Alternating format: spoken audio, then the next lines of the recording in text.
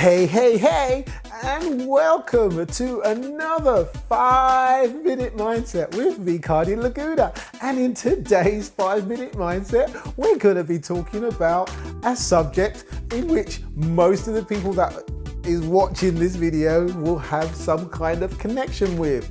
It is children. Oh no, now this is a huge subject. And I've had people write to me and asking me, what's your perspective on children? Now, let me tell you this, it is a big subject and there are many different layers and many different levels as to how a 5-minute mindset can relate to the subject of your children. So I'm going to break it down into one section, a tiny little section from this particular perspective of technology.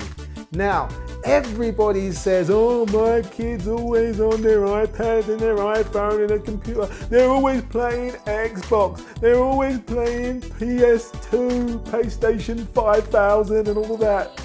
You know, well, they want the answer. They actually look at it from the perspective of how their parents looked at what they were doing. Now think about that if you're confused, because this is important. You are looking at your children from the perspective that your parents looked at you.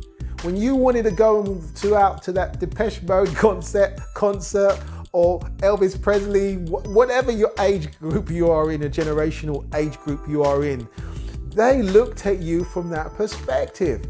Now, if you are going to do that, know that there is a generational gap, and what the children of today have, you had when you first arrived on this planet.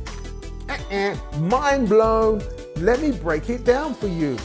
In fact, let me try and answer your question. Now, this may not be the answer that you're looking for or the answer that applies to you in your current situation, but it is an answer. Technology isn't the problem. The problem is your relationship with it. Do you honestly think that they are not getting skills by looking and working with technology? Are they on it 12 hours a day? Most people probably will have a break and do something, but the skills that they get from working within the framework of technology will only serve them better later on in their life. When the generation before disappears, the next generation will literally push the world forward, and it will always be like that. We will always be changing. So what do you do when your child is on their particular device for so long? Do you allow them or do you stop them? Let's look at what happens if you stop them. If you stop them, you will make them miserable. If you stop them, they will find another way to go to their friend's house and go online. So what do you do about it? In fact, you need to let your children be children so they can do what they are doing. I'm not saying, let them run amok, etc., but you have to allow them to be who they are. When you try to stop them from being who they are, all you do is put sand in their gearbox. You put a stick in the wheels of their life. They actually then stop being the person that they are wanting to be. And the only outcome is going to be one where you distance yourself from your child moving forward. You do not want to be in that energy. They have come here to teach us as well as we teaching them.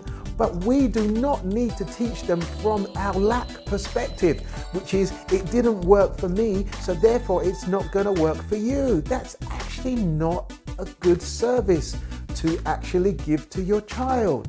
So you need to have some kind of balance. Be calm about everything. Don't make everything such a drama.